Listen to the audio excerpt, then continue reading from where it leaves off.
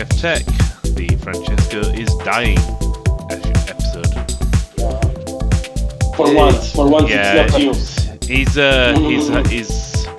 He's swallowed something that really disagrees with him. That's what happens when you become a fluffer. Yeah, I had no idea what a fluffer is. It's somebody who keeps the male porn stars erect in between takes, or when they're preparing. Okay, I didn't know. Thanks for There you go. enlightening me. It's the learning hour. I'm a font of knowledge. Oh God!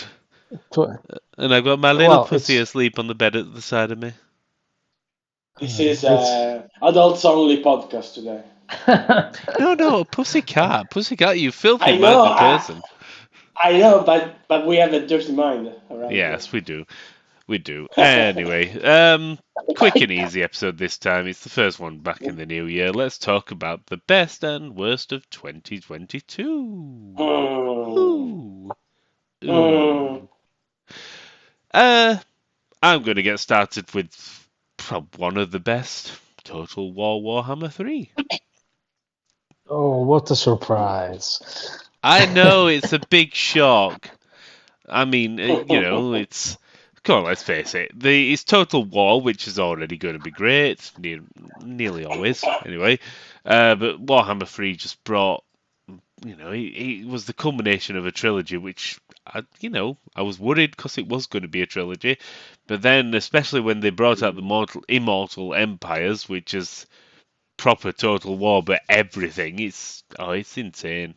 The game was fantastic on release, and they've made it somehow more fantastic than fantastic.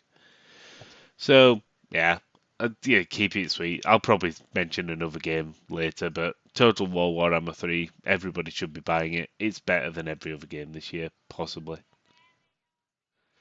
I will take no response to that claim. Okay. But go on. Quick initial thing and a quick line. What's your best game of the year, Francesco? I said quick. Quick. All right, I'll go with Elden Ring.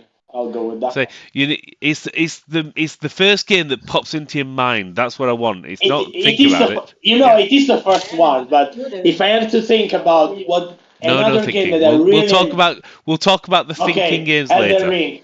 Okay, it's Elden Ring then. And a quick line, something quick about it. Quick line. It's good. There's nothing else to say. It's good. And it's only good. How's good your best game of the year? It'd be great. It's good. I mean, what else can you say? I mean, maybe it's because people abuse the word good, and I mean something that is not that good, it becomes good, and then great. Whiskey's good. Whiskey's good. Certain whiskies are fantastic.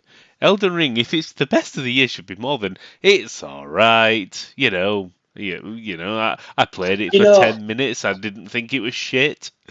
When you're sick, you don't have much enthusiasm for anything. I know. Probably that's why. I know. I've been there myself as well. Well, I want to find the time to replay it. I mean, this should be proof enough of how good it is. I mean, the guy did give it a perfect score, so there is that. So it's my only perfect score I've ever given. Although I should have given it to another game, and I regret not having done that in the past. But what game was that?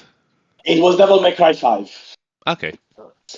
I wanted. I was a little scared in giving it a perfect score, but now that I've only ever given 2 perfect scores in. Yeah, my first one was Elden Ring, but now that I think about it, Devil May Cry 5 deserved it too. Yeah. Weirdly enough, my very first perfect score was a Total War game.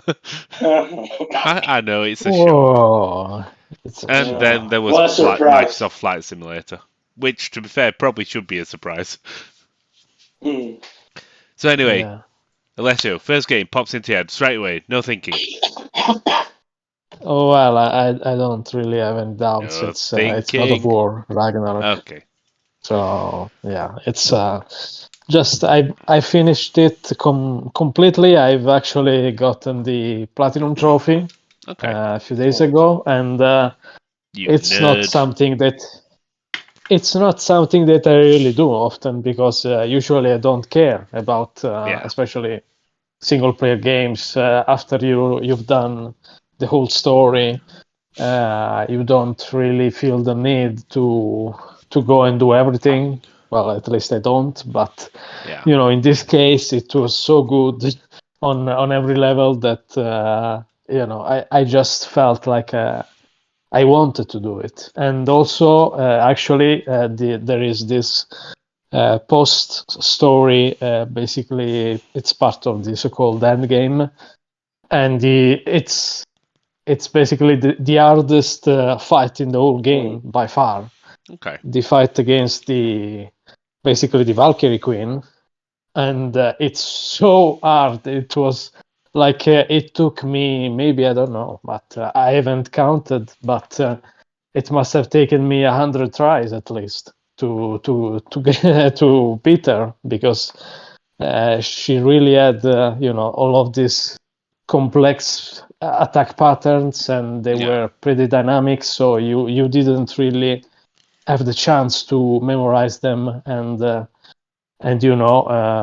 they could follow up differently every time you faced her. So basically, it was really, really hard, and I was playing on hard difficulty, but it was quite the experience, and when I beat her, it was a great moment. So yeah, it's just the icing on the cake that was already the whole game. I mean, it's amazing. Every tidbit of the game, every single area is great. So I think it's, for me, it's by far the best game of the year. But you haven't played Total War Warhammer 3 yet, have you? No, I haven't. Well, there you go. That's why it's not the best game of the year for you. You haven't played God of War, did you? No, but that's because it requires a PlayStation, and I've got one. Which but turning it on, yes, but I have to turn it on, and like the last time, I genuinely can't remember how to turn it on. It's so challenging. Is it the top button or the bottom button? You don't need that. You just press the controller button, and it turns on. See, it's so complicated, these consoles. They made them so difficult. Why they can't just be like PCs and so easy? Yeah, that makes sense. Especially when they break down, but I'm not sure, I'm not sure. It's just a bit of a damning indictment that, it's not really an indictment on the consoles. I've always been a PC person. My Switch doesn't get turned on either, so, yeah. So, right. So we've had the quick fire session. There's been a lot of good games, and obviously we've covered a number of different genres. I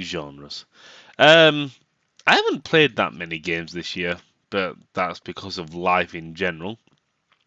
But there are a few standout games. I mean, even recently, Marvel's Midnight Suns. That was a good game.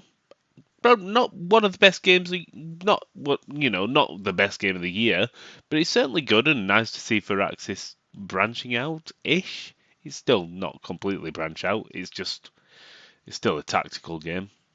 Just they've added cards and they've got that role-playing overworld thing, which they need to fine-tune a little. But it's still good. But probably the second best game I played this year would probably, I don't know, either Expeditions Rome or The Quarry. Two different genres, but I'll talk about both of them. Expeditions Rome, really fantastic role-playing game. It's a tactics game, but with role-playing elements. Again, you'll notice a trend with me. A lot of them are strategy or tactics based. Apart from The Quarry, that's why which you're a is strategy guy. Yeah, apart from Quarry, which has just run away from big monsters game. Well, not big monsters, little monsters. But no, that's why I'm the horror guy. I love horror as well. But yeah, I mean, Expeditions Rome, a massive game. And so much replay value because the decisions you make have big impacts on the way characters turn out. Not so much and to be fair, the ending of the game is something I'd recommend. Just read the review. Great game. And the Quarry, it's super massive. It's super massive. It's a super massive game. For once, they didn't rely on the. Well, no. It's the second time in the road they didn't go, it was all a dream, or you were breathing in noxious farts, or something, or you've got in PTSD, and so you're imagining it all. It's like, just cut the bullshit out. Don't do that horrible twist again. You are not M. Night Shyamalan, because he does shit twists. I might need to watch The Sixth Sense again. So yeah, Expeditions Rome, play it. The Quarry, play it. And that's me. I'll probably think of something else to talk about in a bit. Go ahead, you two. Speak your hearts away. Francesco, you're first. Yeah. So what I was trying to say before, but Chris brutally interrupted me. You were coughing. It's that. Yeah. It's that there are a few other games that I have really, really enjoyed. And, well, I can't really say if they're as good as Elden. I mean, I don't like doing this. There's an absolute best. There are things that Yeah. I think they're pretty much on the same level. I don't really see an absolute best. But one of these, I'm very surprised it is among these games I've enjoyed so much, and it's Stranger of Paradise Final Fantasy Origin. I never expected to enjoy the game so much. Really. So. You know how they revealed it. It was very goofy and everything. But yeah, the DLC expansions, they're not that good. Yeah. But when I think about the game, I mean, when you think about a game and you feel like I want to replay it, then I think that is very good. It is a very good game, and I think that one hits it. If you want to actually play it again, it's a great sign, isn't it? Yeah, the great thing is that it's one of nowadays games take themselves way too seriously, and that game doesn't. I mean, it's just. Yeah. They know it's stupid. They know everything was stupid, and they just went ahead with being stupid, and a great game came out. Really, it's a shame that it has sold pretty much nothing. It has sold very little, and it's a shame because it's really, really, really fun. Maybe the Epic Game Store money. Yeah, that hurt it. Yeah, helped. Oh yeah, but they must have gotten some money. Yeah. Exclusive. So we will see if we will ever see anything else. I mean, the expansion that is releasing later this month seems to suggest that it's going into Final Fantasy II territory, because Stranger of Paradise is a retelling of the story of the first Final Fantasy. So maybe they will continue it as a series. We don't know, but we will see. Then the other games. Well, one of these, it's God of War Ragnarok, but I can't say for sure because I still haven't completed it. I think I'm close to the end, but I still haven't completed it. But God of War Ragnarok has two big issues, in my opinion. One is pacing; it's all over the place. Yeah. You get the big story stuff all condensed, and then you get a lot of stuff that feels like filler that they just wanted to stretch things a bit, and it's the exact opposite of the first one. I mean the PlayStation 4 one, because I think that was a little bit tighter in pacing. And then there is one more thing. This is more a gameplay thing that at the hard easy difficulty is way too easy. Then you step it up and hard, and you get enemies that are too quick, and they attack from off screen, and those indicators are not enough. I think balancing could have been better. I just to make sure it wasn't my memories that were fucking up with me. I put it up the PlayStation 4 game at maximum difficulty, and it's not the same. So it's a change they made in Ragnarok, and I'm not sure I agree with it. But everything else is just as Alessio said. I just have to complete it, so that's why I'm not sure.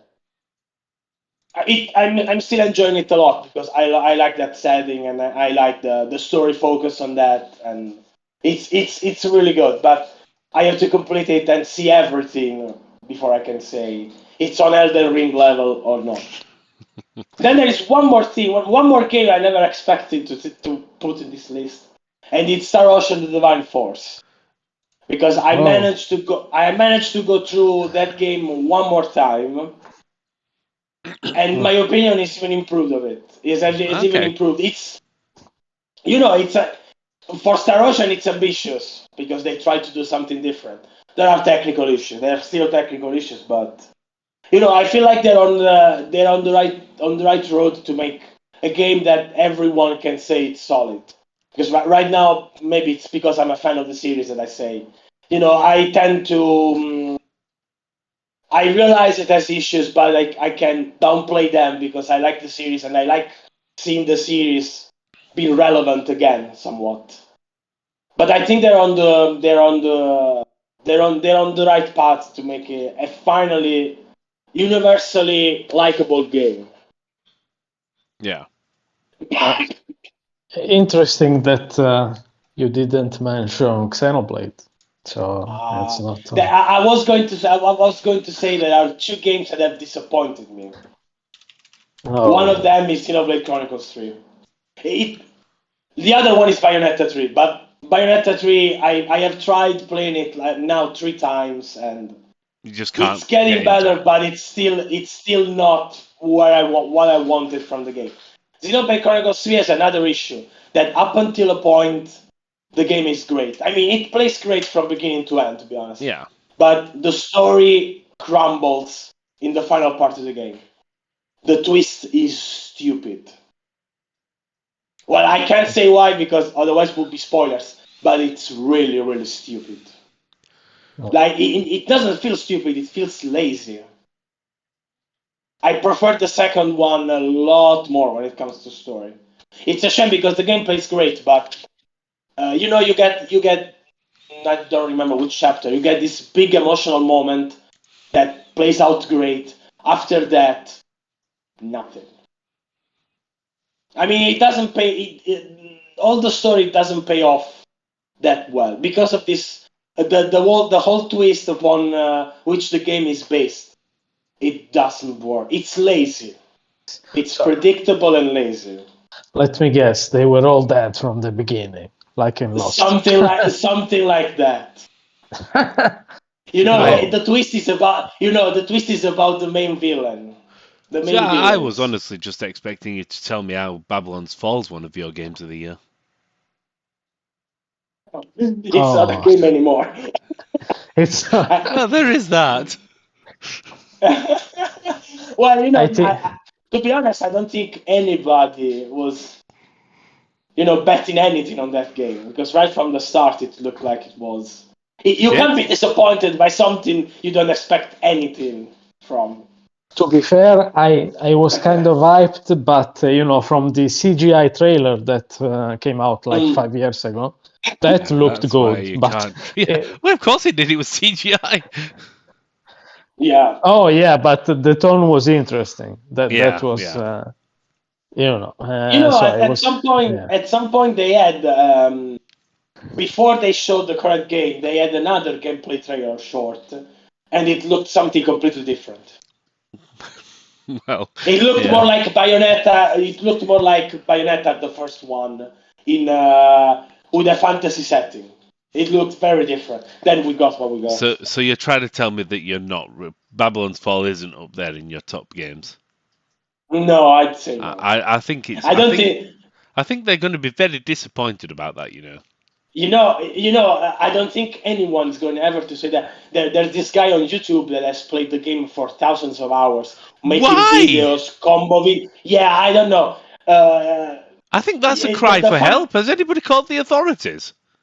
You know, the funny thing is that I don't think that even this guy would say that it's the best game of the year, simply because the game is going to be unplayable from next month. Because I just think that guy needs some serious bloody help. I'm genuinely he's the only worried one here. that has this. Yeah, he has these live streams archived on YouTube, like 5 hours, 6 hours of playing Babylon's Fall. Yeah, the detailing combat tech, that kind of stuff. Why? Who watches that shit? Like probably one view. Yeah, the his problem mother. is, on these videos he has very low views, obviously. No shit. Yeah, of course. You get more views by watching me filming myself on the toilet. Well, that could be fun. You know what else is about to die very soon? Stadia. So Babylon's Fall and Stadia are kind of like brothers. I thought Stadia was dead like ages ago. No, they announced it, but the service is about to close up in a few weeks. No. I'm just thinking it was more that it was dead on arrival. That was it. Yeah. I did say all along it wouldn't work. This one was an easy one. It's Google. No, yeah. To be fair, it was a low ball. It was a low ball for me. It's like me saying a Google thing isn't going to work. Is like me saying the sun is going to rise in the morning. Yeah. Or it will rain in England. No. It's not raining yet today. It was raining yesterday. Okay. Go on then, Alessio. How about your games before we move on to the shit stuff? Well, I actually kind of completed 4 games this year, so that's about my whole list. It doesn't need to be the games you've completed. If you played a game and enjoyed it, I mean, you can't 100% everything. I mean, I would never complete Total War. I guess my second place game is probably Horizon Forbidden West. I don't know if you guys played it yet. I've still not had the chance. Don't own it yet. Get me a copy. But it's a really good game. Of course, it had the misfortune of launching basically alongside Elden Ring, which kind of obscured it, and so that was kind of maybe stupid on Sony's part. But other than that, it's a very good sequel, I'd say. Of course, it doesn't have quite the innovative, raw power of the original, because the original. Not gameplay-wise, but the setting was entirely new, of course. The second, however, I think improves on many areas. Combat is better. Even melee combat is greatly enhanced, from the first game. And also, it has an interesting. Speaking of story twists, there is an interesting story twist in the sequel, which kind of sets up the future of the whole franchise, basically. So I think it's a really, really good game. Of course, maybe if you are really tired of open world games, maybe you could get a little fatigue. But overall, I'd say it's yet another solid installment. So if you liked the original, and then you should definitely play Forbidden West. I will. And is it coming out on the PC? Not sure. Yet. Well, yeah. I'll probably wait for this it to year. come on the PC then. Yeah, probably. Yeah, after the expansion, that probably. Well, I just don't know how to turn the PS5 on, so I need to wait for the PC. Okay. Another game that I really enjoyed is Ghostwire Tokyo, which is a game from Tango Gameworks, and even though they have been bought, alongside all of ZeniMax and Bethesda by Microsoft, this one was actually a PS5/PC exclusive because of prior, deals. Yeah. And but it was a really enjoyable game. And I didn't actually play The Evil Within because I tend. Well, I do play some horror games, but I usually love horror games. they are more of the action side.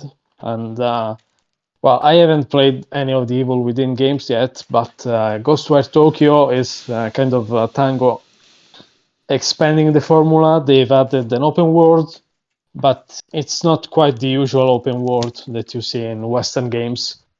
So it's very kind of funny. There are some very interesting side quests where you basically have to help all kinds of spirits pass away. And overall, it was also very good when it came to combat, because you basically had some sort of magic ranged kung fu, where you basically weave the spell and counter them. And overall, it was a really good game. It was not a very scary game. They had said that from the beginning, but it's still a game that I would recommend for anyone who's interested in an open world, which does have kind of some creepy elements, but it's not really a horror game. So I mean, I'd like to play it, but I'm not paying 40 quid for it. Well, it's probably coming to Game Pass soon. So it's all right. Because well, Deathloop, when the 1-year exclusivity deal ended, it came up on Game Pass, and Xbox fans expect the same from Ghostwire Tokyo. Yeah, I suppose it does depend if it was a fixed term exclusive or if it's a permanent one. We'll find out soon enough, though. Yeah. No, it was announced alongside Deathloop. That's why both of them were the same. Yeah, the same time of it. So since Ghostwire Tokyo released, I think in March, probably March in a couple of months, we should know about Game Pass release. Fair enough. And finally, the other game, which was kind of slammed upon release, but maybe a bit more than it deserved, it's Gotham Knights, which, like I wrote in the review, it's not on the level of Batman Arkham, that's for sure, but it's also not. It's still a pretty good action RPG. It also has some co-op elements. Post-launch, they've also added 4-player co-op and some other elements. Unfortunately, there is underwhelming optimization on PC especially. But other than that, it's a pretty solid game if you like superheroes, especially on the DC side. And it's another game that maybe you'll want to wait for a discount, or maybe it will eventually get on Game Pass. But like I said, not a great game, but a good game. Let's put it that way. Yeah. So I guess those are my picks for this year. I've just realised there is a game I did review which I've not mentioned, which was really, really, really good. A Plague Tale Requiem. I mean, it's just I'm not normally. They are very much like your. No, it's more of a stealthy game, and it's still stealthy. The combat could be quite frustrating at times when you get locked into, being absolutely molested by giant soldiers. I normally only want that in my dreams. Yeah. Okay. Yeah, I think it was. Yeah, there were a few too many times where combat was forced on you, and A Plague Tale is best when you're not exploring the world, but sort of exploring the areas. And to be fair, you are exploring the world. It's a very interesting setting.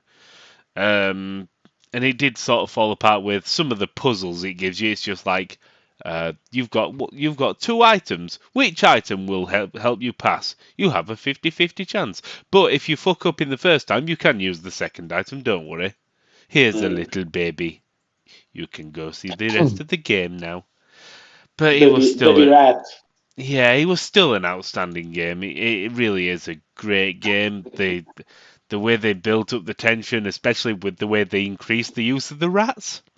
I mean, you've got a rat tsunami in the game. I like rat tsunamis, not in person. They can, stay in the game or, just stay in London, where they are anyway. But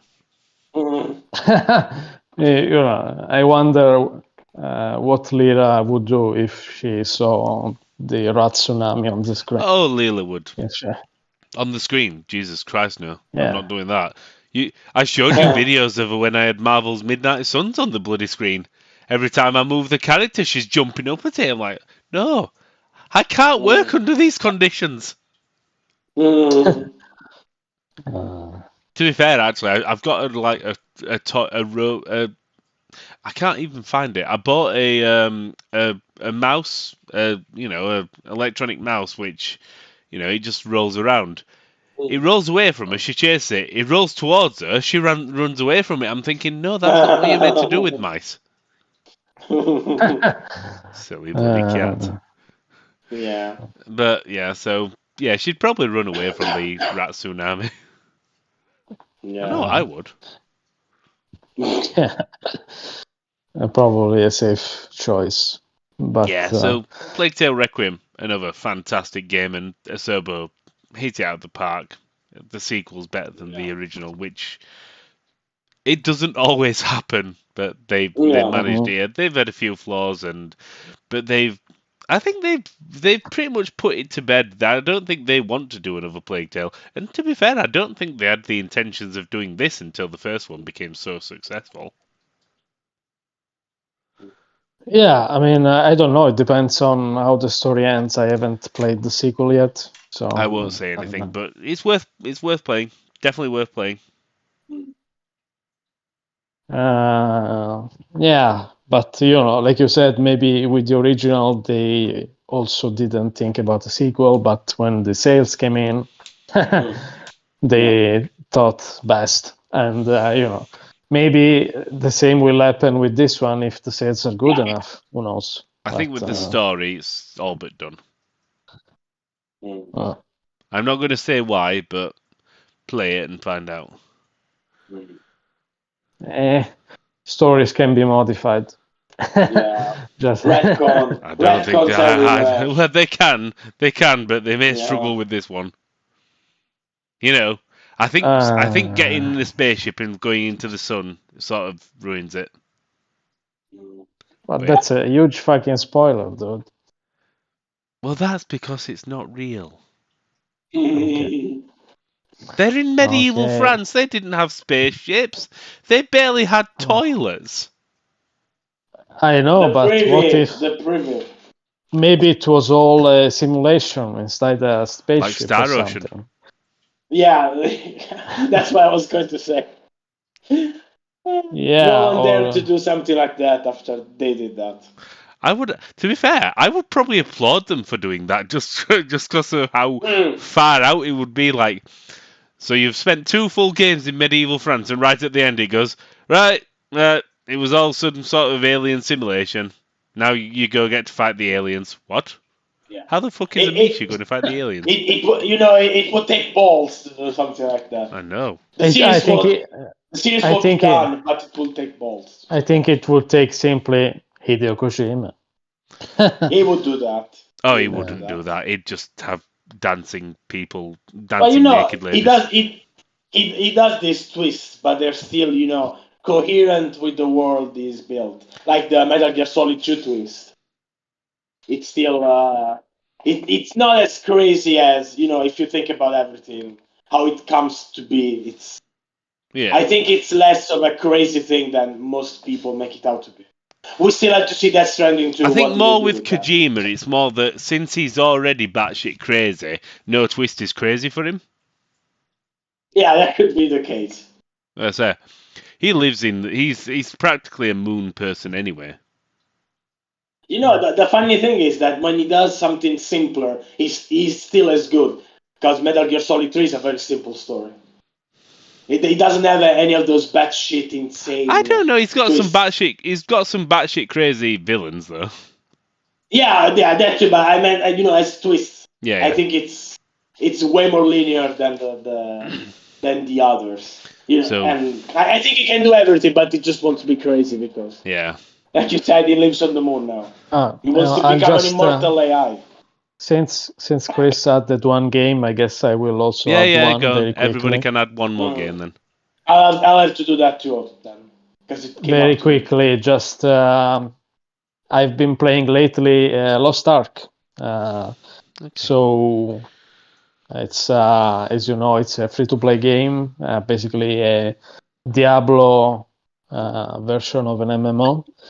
And I'd have to say it's pretty good, honestly. Like I said, for a free-to-play game, which doesn't really push you in that much into monetization. Of course, I'm still leveling up, so I'm not max level. I'm not at the end game yet, but I'm having fun, honestly. And as far as hack and slash games go, even the story has a decent amount of effort, surprisingly.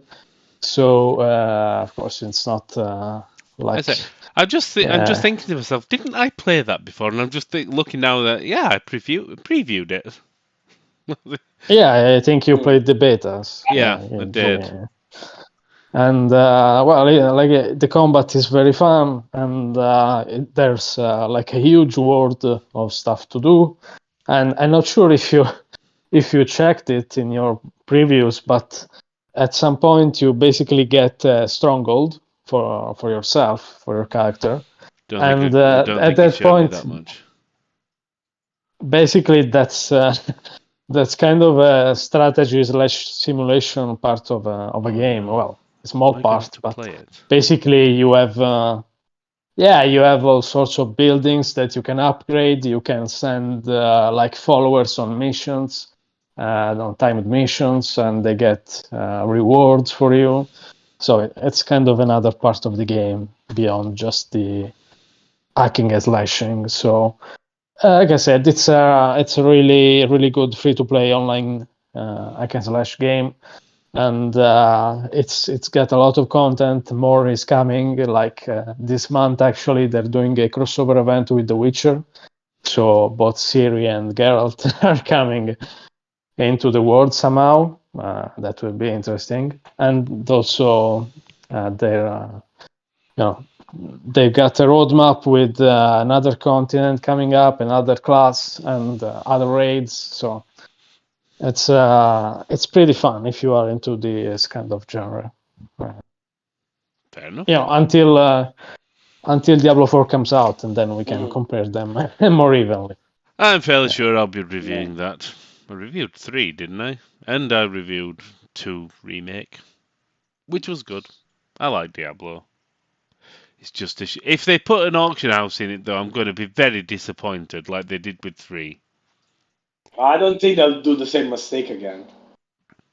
It's Activision Blizzard. I know, but they removed it for a reason. Yeah, because they're fucking idiots. They shouldn't have put it in the first place.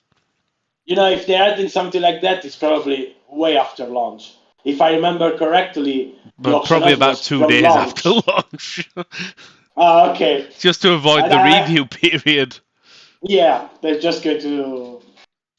They'll do that right when it launched, like 2 days after. Yeah, wankers.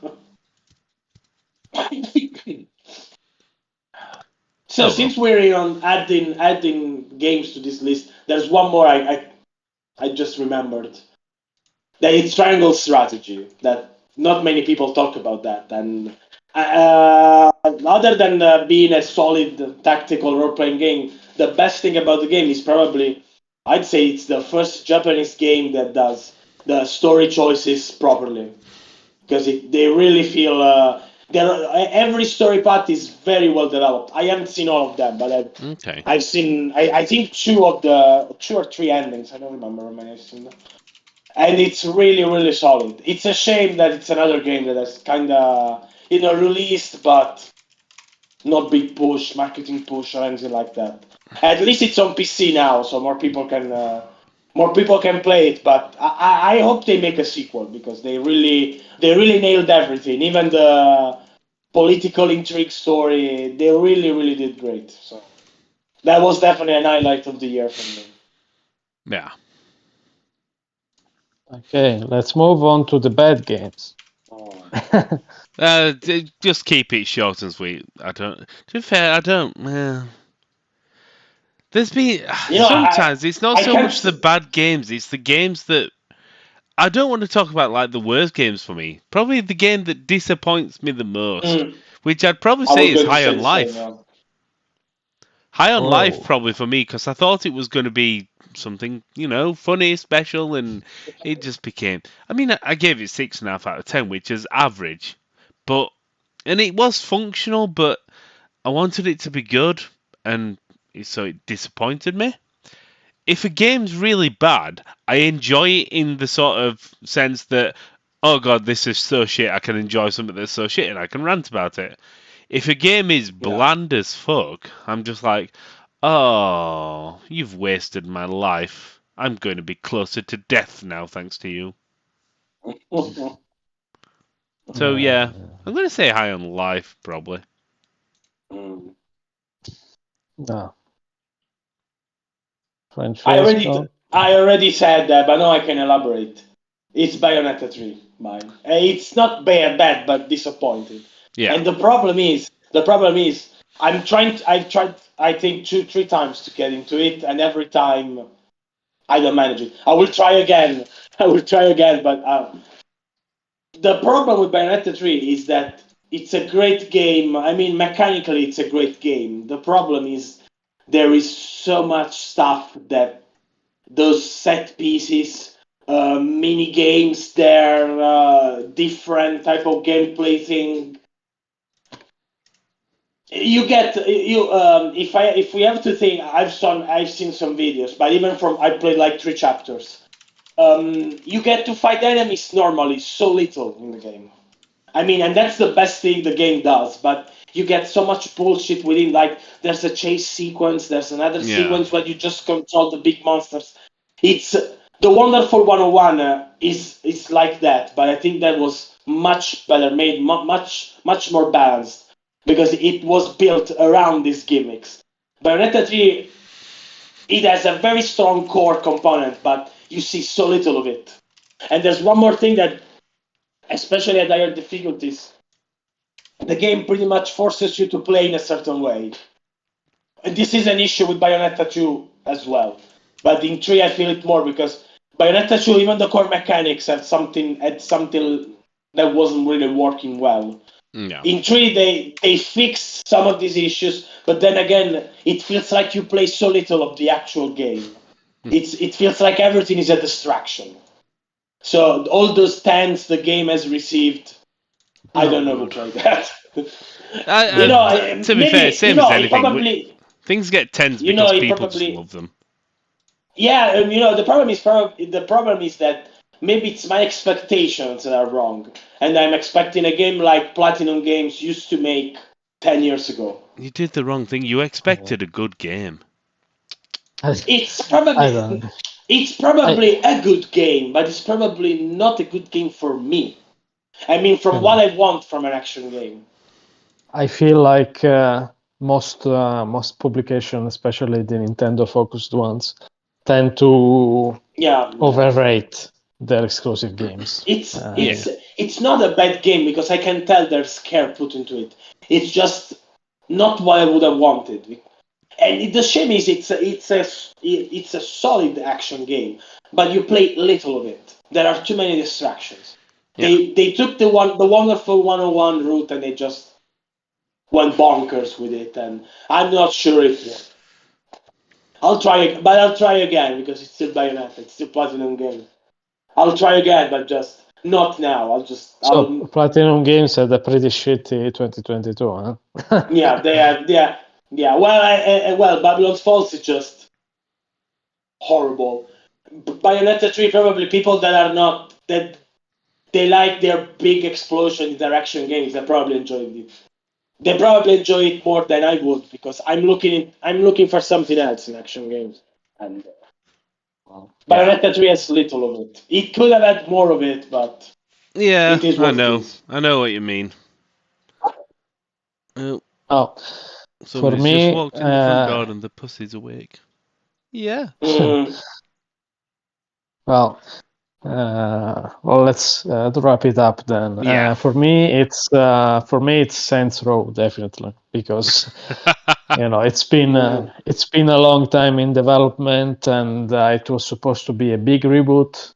Yeah. They changed the city, the setting, and whatnot, but honestly, it's not where it should have been. I mean, even if you compare it to GTA 5, and I know it's GTA, but it's GTA 5 which released 10 years ago, basically, and it's still better than what Saints Row came up with 2022. And actually, it was not like that when Saints Row was first released. I mean, the first ones, they were actually pretty good, even compared to that period's Grand Theft Autos. They were pretty fun. I remember enjoying them. Of course, they weren't as expensive as Grand Theft Auto, but they had very good physics, even better than GTA had at the time, and also they were just fun to play with. This time, honestly, there wasn't that much fun to have in this game, and also the story was pretty silly. And I guess overall it was just very disappointing, even for Embracer, and also Volition already had a failure with Agents of Mayhem, so it's their second disappointing game in a row, and I don't know where that leaves them. And actually, now that I remember, they were kind of put in another division under Embracer. So they're not under Koch Media anymore, they are under Gearbox. So basically Embracer put Gearbox on Volition Overview because of this game. So just to... I can't say what I know about that game. Okay. Well, it's disappointing because Volition used to make very good games, and also, for example, Red Faction, if you remember, they were behind it. At the time, it was even pretty revolutionary with the physics, with the geomod thing. And now, I don't know what happened, but they're not delivering that same quality anymore. And also a bonus one, I guess it has to be Callisto Protocol, because especially the way it released on PC was very, very disappointing and kind of unacceptable. I mean, sure, they have released several patches since. Some of the issues were fixed, others were not, but I'd say it was, even so, it was still disappointing, because before release they made big claims, even putting aside the happiness of Glenn Schofield kind of praising crunch, which was stupid, but even beyond that, they called the Callisto Protocol like instead of AAA, they called it a 4A's game. I mean, they kind of hinted that it would be even better than AAA games, but then when you make these claims and you can't back it up, people expect things to not be shit or average. But so I haven't played Callisto yet, but the reviews don't make me want to play it at the moment. I did want to play it. I'm a big fan of Dead Space. I like horror games, as we all know, so I wanted to play it. But there we go. I mean, it's kind of I haven't played a lot of it, but what I've played, even the combat system was weird, because basically you have to dodge with your stick.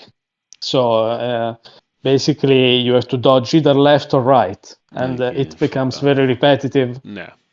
And I mean, there is a reason that action games are the way they are. There is no need to reinvent the wheel, and it also made it very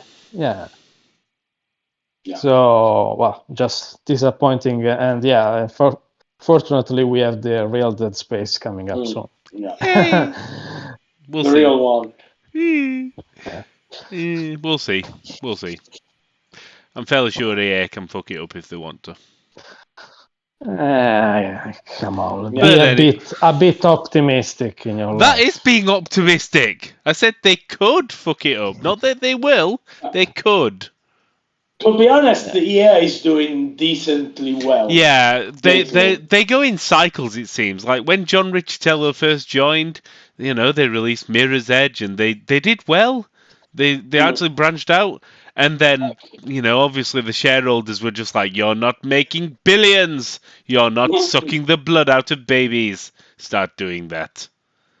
And then they fucked up again. So it's the cycle. It's the cycle. Yeah, now they're back on the branching out phase because they've Yeah. got some interesting stuff releasing this year and not predatory, without predatory microtransactions and all that. Yeah. At least we hope. Battlefront We showed hope. them there's some big issues there. Yeah, Battlefront yeah. 2. But yeah. Anyway, let's Yeah. I just wanted to say that I really hope. Well, maybe we'll do the podcast for 2023. Hopes Next week. The next. Yeah. Yeah. But beyond Dead Space and Jedi Fallen Order, I still hope that BioWare You're giving can spoilers release for next week. 2 words: Dragon Age. If they release it this year, We'll see. then Yeah. I hope Yeah. so. So yeah, that'll be for next week then. Most anticipated of 2023. So yeah. On that note, I will bugger off and go see the relative who's just walked in the door. So enjoy all. I Bye. Bye.